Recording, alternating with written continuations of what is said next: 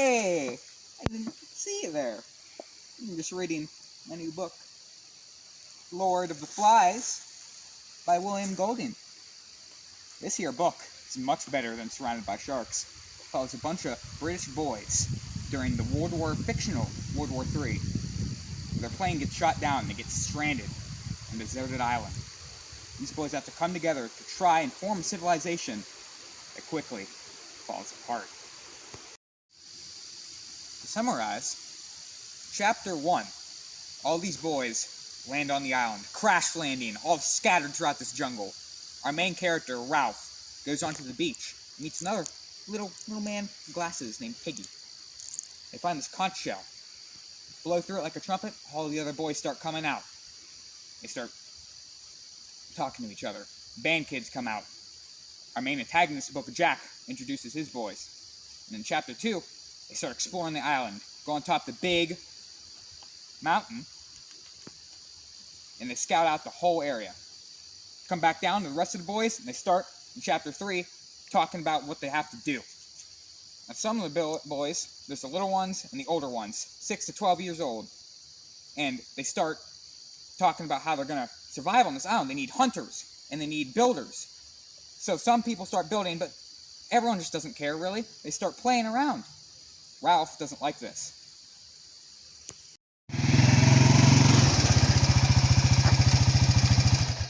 As tension rises on the island and fear of the beast grows, a battle erupts in the sky. An aerial dogfight from the war above the island makes a parachuter fall dead onto the mountaintop. Two boys see this and mistake it for the beast of the parachute flapping and run down to the others in a full panic, talking about how they've seen the beast! The other boys run up to the mountain to see if they can see the beast themselves. And while going up there, Jack finds a pig. Not hesitating like last time, he murders the pig. And in a euphoric episode, plants the pig's head on a spike in the middle of a field of grass. Now Simon, suspicious of the claims of the beast, goes up to check it out, but finds the pig's head in the blade of grass and starts talking to him. The Lord of the Flies, the pig head covered in insects, starts speaking to him.